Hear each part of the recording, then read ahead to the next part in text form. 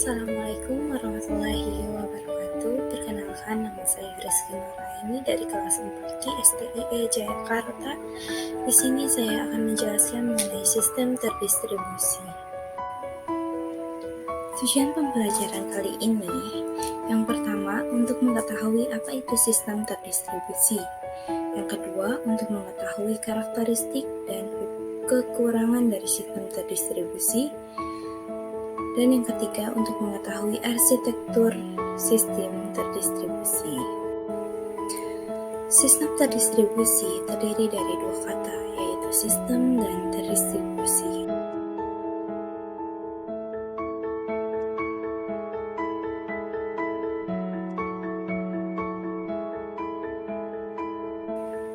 Apa itu sistem? Sistem merupakan unsur atau elemen yang saling bekerja sama dalam menjalankan suatu proses untuk menghasilkan suatu tujuan tertentu.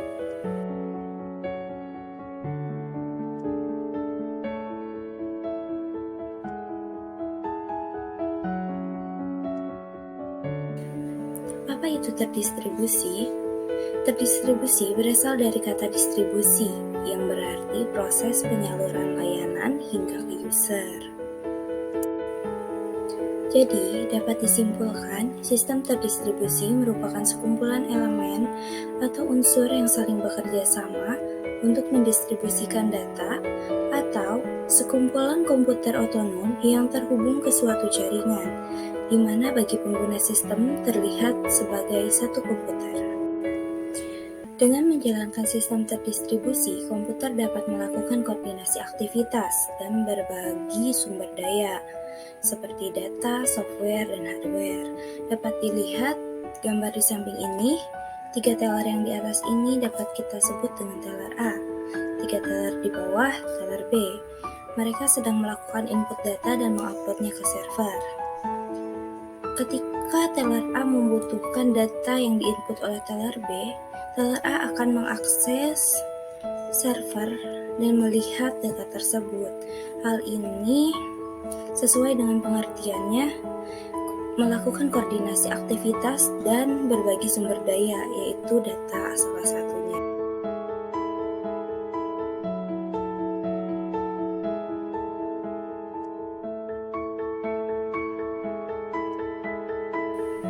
Karakteristik sistem terdistribusi diantaranya, yang pertama ada performance, yaitu menyediakan kinerja yang lebih tinggi daripada komputer yang terpusat.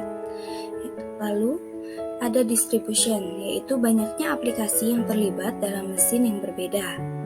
Selanjutnya ada reliability. Maksud dari reliability ini yaitu ketika kerusakan salah satu mesin terjadi, kerusakan tersebut tidak akan mempengaruhi kinerja sistem secara keseluruhan. Lalu selanjutnya itu ada communication, yaitu fasilitas yang menyediakan komunikasi. Karakteristik sistem terdistribusi selanjutnya yaitu ada incremental growth. Maksudnya, mesin baru dapat ditambahkan jika kebutuhan proses meningkat. Lalu selanjutnya ada sharing data, yaitu segala hal yang dapat digunakan bersama dalam jaringan komputer. Karakteristik sistem terdistribusi selanjutnya yaitu ada transparansi. Maksudnya, bagi pemakai, keberadaan beberapa komponen dapat tampak sebagai satu sistem saja. Lalu ada openness, maksudnya itu standar terhadap keanekaragamannya. Lalu ada security, maksudnya keamanan terhadap data yang diakses oleh user yang tidak diperbolehkan atau unauthorized user. Jadi hanya user tertentu yang telah memiliki otorisasi. Lalu keamanan terhadap kelengkapan dan autentifikasi data. Selanjutnya itu menjaga agar resource dapat selalu diakses. Kesulitan dan ancaman dalam sistem terdistribusi. Yang pertama ada mode pemakai, yaitu variasi yang beragam terhadap karakteristik pemakaian. Lalu yang kedua yaitu masalah internal. Contohnya seperti okuransi, clock, dan mode kegagalan. Lalu yang ketiga ada ancaman eksternal, Maksudnya itu serangan terhadap kesatuan data dan keamanannya. Lalu yang terakhir, yang keempat, yaitu lingkungan sistem. Maksudnya, sistem terdistribusi harus mengakomodasi keheterogenitas hardware dan sistem operasi dan jaringannya.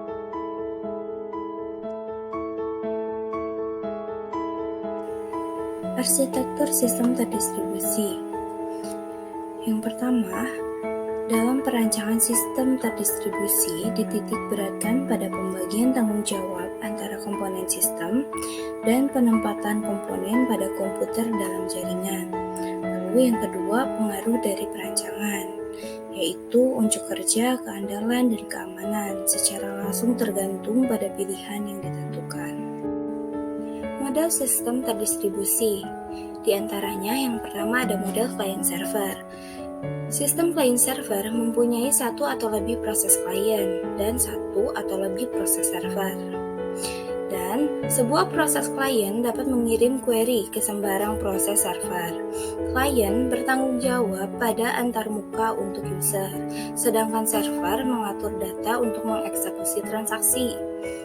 Sehingga suatu proses klien berjalan pada sebuah personal komputer dan mengirim query ke sebuah server yang berjalan pada mainframe. Arsitektur ini menjadi sangat populer untuk beberapa alasan. Yang pertama, implementasi yang relatif mudah atau sederhana karena pembagian fungsi yang baik dan karena server tersentralisasi. Yang kedua, mesin server sangat mahal utilitasnya, tidak terpengaruh pada interaksi pemakai, meskipun mesin klien tidak mahal. Yang ketiga, pemakai dapat menjalankan antarmuka berbasis grafis sehingga pemakai lebih mudah dibandingkan antarmuka pada server yang tidak user-friendly. Jenis arsitektur ini sering digunakan oleh industri-industri. Model multiple server. Model ini merupakan salah satu jenis model dari sistem terdistribusi. Karakteristik model multiple server sendiri yang pertama, servisnya yang disediakan oleh beberapa server. Lalu server menggunakan replikasi atau database terdistribusi. Tujuan dari multiple server ini sendiri yaitu untuk kehandalan data. Contohnya, sebagian besar layanan web komersial ditetapkan melalui server fisik yang berbeda. Lalu contoh selanjutnya itu sebuah situs yang menjalankan di beberapa server. Server menggunakan replikasi atau database terdistribusi. Proxy server. Proxy server merupakan salah satu jenis model dari sistem terdistribusi. Karakteristik model proxy server sendiri diantaranya proxy server menyediakan hasil copy atau replikasi dari resource yang diatur oleh server lain. Biasanya, proxy server dipakai untuk menyimpan hasil copy web resource. Lalu yang selanjutnya, ketika klien melakukan research ke server, hal yang pertama dilakukan adalah memeriksa proxy server, apakah yang diminta oleh klien terdapat pada proxy server. Lalu, proxy server dapat diletakkan pada setiap klien atau dapat dipakai bersama oleh beberapa klien. Tujuan dari proxy server sendiri yaitu untuk meningkatkan performance dengan mencegah frekuensi akses ke server. Contoh dari proxy server, salah satunya itu pada searching suatu topik namun dilakukan 2 kali, maka searching terakhir memiliki waktu yang lebih kecil. Selanjutnya ada model peer-to-peer, yaitu bagian dari model sistem terdistribusi di mana sistem dapat sekaligus berfungsi menjadi klien maupun server. Sebuah arsitektur di mana tidak terdapat mesin khusus yang melayani suatu pelayanan tertentu atau mengatur sumber daya dalam jaringan, dan semua kewajiban dibagi rata ke seluruh mesin. yang dikenal sebagai peer.